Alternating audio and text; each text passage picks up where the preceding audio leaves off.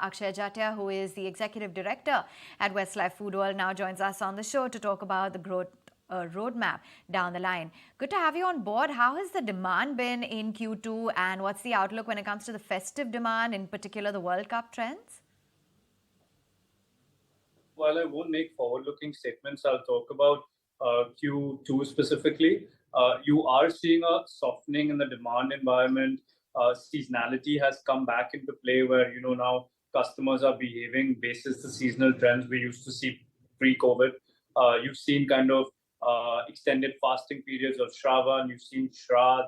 During this period, actually, we launched a very interesting no onion, no garlic menu that's been really appreciated by our Gen customers and others who, have a similar diet.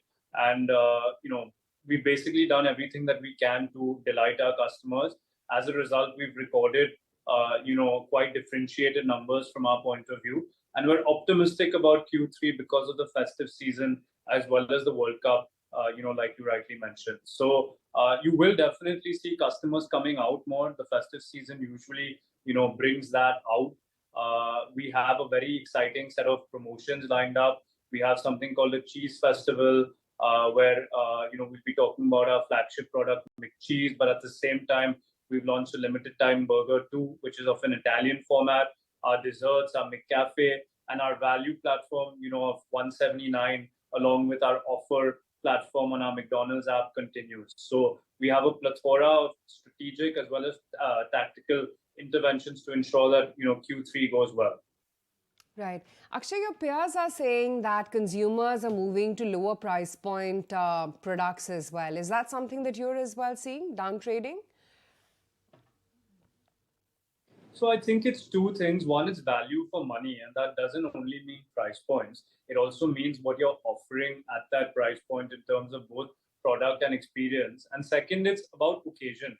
So for example, during the lunch occasion, a customer who would come later with his or her family may spend more with the family. But during the lunch occasion, this customer may spend less because it's just one person and they're looking for something that will be satiating, filling. But at the same time, they don't want to splurge. But when they come with their family, for example, they may want to buy gourmet burgers, McCafe beverages.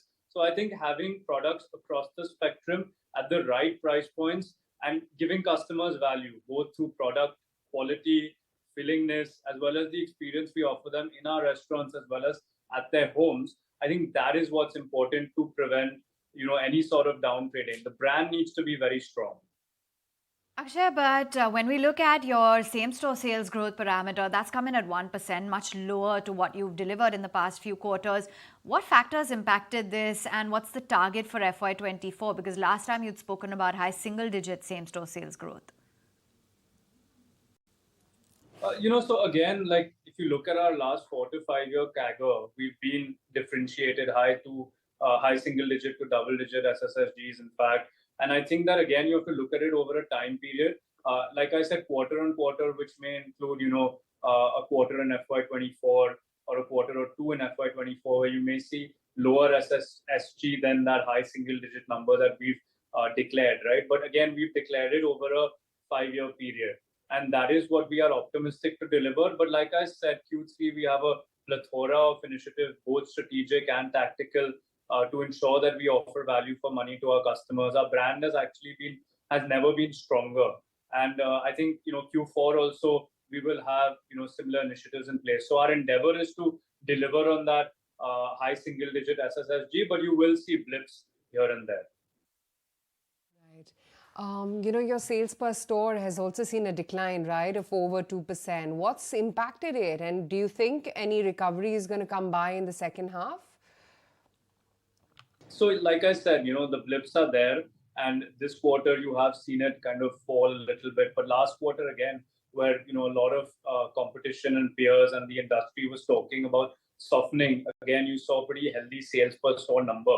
So we're not worried about that. And again, if you look at our 5-year vision, we're talking about doubling sales and almost, 580 to 630 restaurants. So again, sales per store will be in the range of, roughly around 70 million to 75 million, or to, even 80 million, based on the trajectory we see moving forward.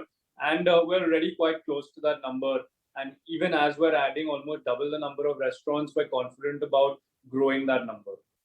And what about the inflation, higher OPEX? Won't that eat into your margins for the rest of the year, or is 17% an achievable target?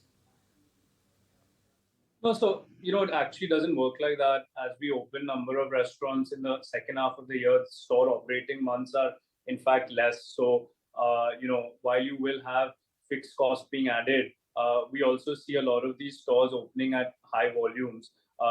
In the initial months, and most of them actually lately have been maintaining those volumes. So from a profitability point of view, we've already ensured that our unit economics are in place to manage profitability. But yes, we will be adding a larger number of stores in the second half because we will deliver on our 40 to 45 store target.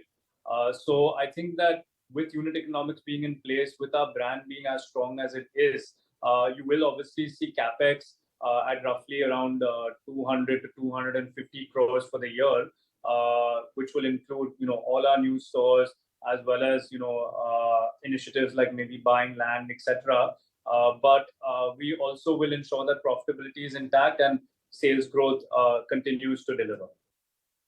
Akshay, great to have you on the show today. Thank you so much for taking the time out and speaking with us.